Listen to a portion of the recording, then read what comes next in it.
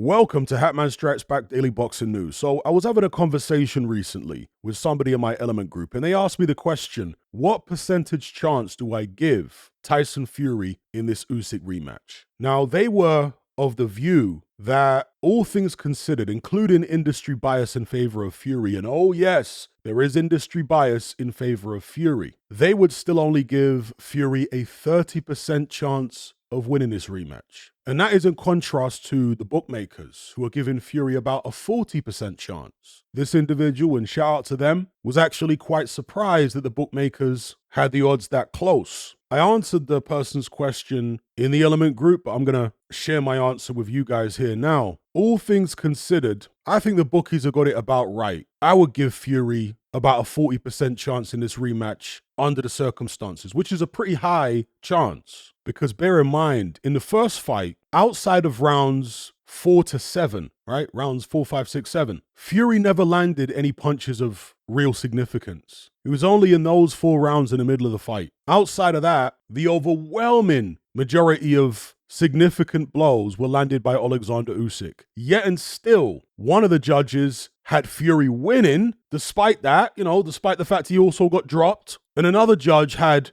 Fury only losing by 1 point. I said all along, that is clear bias in favor of Tyson Fury in my view. I also spoke in a recent live stream about how Tyson Fury's showboating helped him, not only in the eyes of the judges potentially, but also in the eyes of the public. Because this is a guy who, when he makes you miss 1 punch, he's going to make a big song and dance about it in the middle of the ring. Start showboating, sticking his tongue out, hands behind his back. And when he lands a punch on you, he's going to do the same thing. And therefore, those moments tend to stick in your mind. It's all psychology. Tyson Fury landed nothing of any consequence in the first round. And yet there were loads of people out there that gave him the first round. I mean, are you mad? The best punches of the round were clearly landed by Alexander Usyk. But because of Fury's body language and his showboating, he bamboozled people, Fury that is, into believing that he'd won the round. Similar situation for rounds 2 and 3. And so when I'm giving Fury a percentage chance of winning this rematch, I have to factor that in. I have to factor in industry bias, the fact that the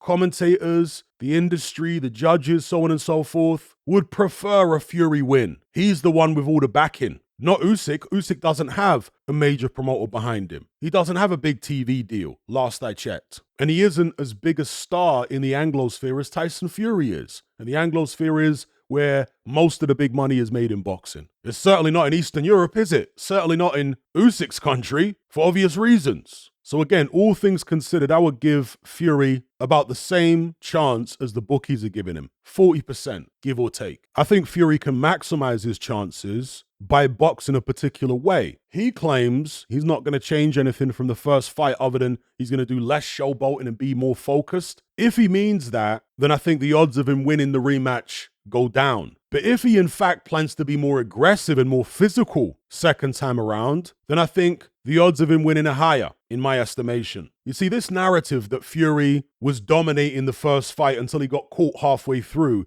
is just absolute rubbish. As I've already mentioned, he was getting caught with loads of clean shots in the first 3 rounds. Not just headshots, but body shots too. He wasn't landing that cleanly on Usyk. Oh no, he wasn't. Not inside the first 3 rounds, he wasn't. Then Fury took control of the fight from rounds 4 to 6, not 7, because he started getting hit with big shots in round 7. And why did that happen? Did he just get randomly caught? Was he unlucky? No. As the old saying goes, pressure busts pipes. The reason Fury started getting caught from round 7 onwards is because Usyk's pressure started to get to him. It started to make him tired. He became slower, more stationary, and that allowed Usyk to land big shots more frequently. That's what Usyk tends to do to people. That's what he did to Tony Bellew. Tony Bellew had a pretty good start against him. But after 5 or 6 rounds, Bellew was knackered. That's what he does. Tyson, don't worry. I will not leave you alone. We know what he meant by that now.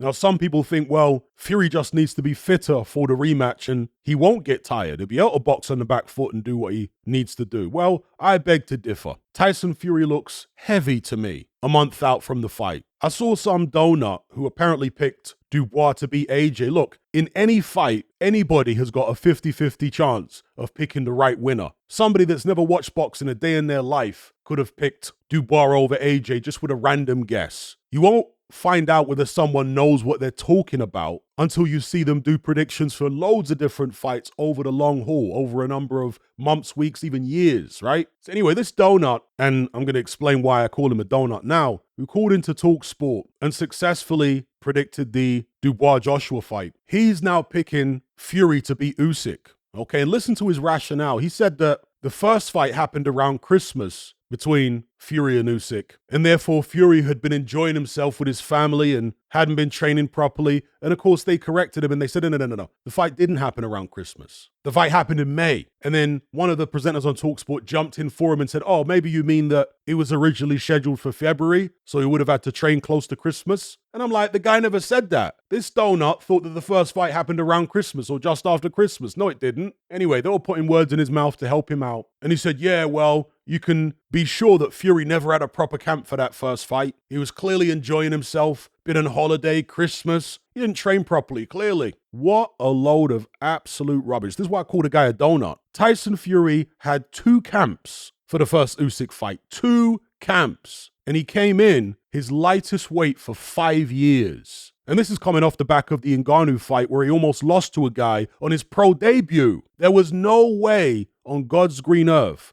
that Tyson Fury was going to cut corners in training camp for the Usyk fight. No way on God's green earth. And he didn't. He trained himself damn near into the ground for that first Usyk fight. The lightest he'd been for 5 years. The improvement from the Ngannou fight was there for all to see. He was miles better than he was against Ngannou. In much better shape, more focused, more switched on, faster, more mobile. In fact, he was more mobile against Alexander Usyk than I've seen him in years. So no. Tyson Fury got himself in the best physical shape he possibly could at his age. Trained himself damn near into the ground. If that shape wasn't good enough to deal with Alexander Usyk's pressure and pace, I don't see him being in any better shape this time around. Don't see it. I'm not sure Fury has the motivation to do another camp like he did first time. And I say that because of his weight. Unless, of course, his weight is strategic and he wants to be more aggressive this time. Maybe he feels like he overtrained last time and left a lot of himself in the gym. We shall see, I guess. But to reiterate what I've been saying, even before the first fight, against a guy like Usyk, I think offense is the best form of defense. Offense is the best way to control the pace of the fight. And I think that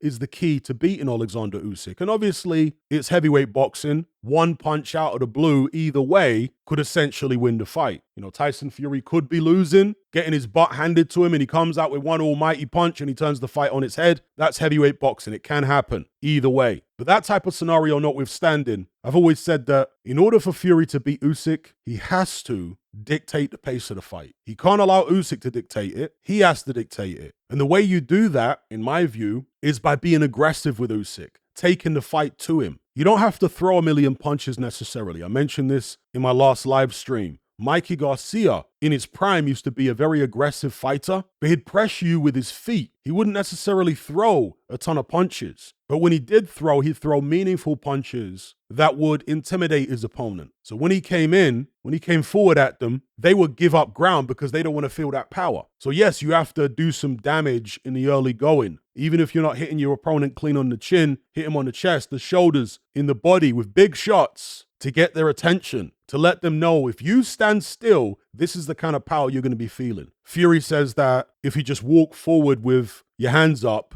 Usyk's going to have a field day. Well, don't just walk forward with your hands up then. Control the center of the ring with a big jab. That's the Kronk style, right? Similar to the Deontay Wilder rematch. Unveil that big jab. Doesn't have to hit Usyk in the head, can hit him in the body, wherever. Fury's got the height and reach. Use that big jab. Assert yourself. Push the guy back. Give him something to worry about. And I think Fury is capable of that if he commits to that approach. And I'm not saying that approach guarantees him victory, by the way. I'm just saying that I think he maximizes his chances if he takes that approach. So those are my thoughts. Give me your thoughts in the comment section below. What percentage chance do you give Tyson Fury in this rematch? Do you think the odds makers have got it about right? For them, it's roughly 60-40 in favor of Usyk. Or do you think that Fury's got a better chance than that? Maybe you would make Fury the favorite in the rematch, all things considered. Whatever the case may be, let me know in the comments. Are you surrounded by mindless bots in human form who adhere to the norm and blindly conform? Who swallow all the mainstream BS and actually ridicule you for questioning things? Do you wish you had more free-thinking individuals in your life to network and converse with? Well, look no further. We're right here. Come and join the Brotherhood of Reason on Patreon. You'll gain access to my weekly topical content where we take deep dives on an endless variety of subjects, as well as my vast back catalogue of podcasts, videos, interviews, movie decodings, and my Confessions of a Nightclub Bouncer series. You'll also get to talk and network with myself and hundreds of other people in our members chat. You can enjoy all this via the Patreon app or on desktop and download all my podcasts in high quality MP3. There's no contract, no commitment. You can cancel at any time, just like Netflix, but it's a hell of a lot cheaper. Just download the app from the Play Store or the App Store, or simply visit patreon.com on a web browser. Then head on over to my page and select the tier called the Brotherhood of Reason. All the links are in the description box below. And just a quick money-saving tip for Apple users. If you purchase your Patreon subscription on the desktop site or on Android, then you'll avoid the ridiculous 30% fee that Apple charges for purchases made on the iOS app. So if you're on iPhone or iPad, save yourself some money by buying your subscription on the actual Patreon website or on Android because it's a lot cheaper. Once you've made that initial purchase, you can then use the Patreon app on your iPhone or iPad thereafter to access and enjoy your content as normal.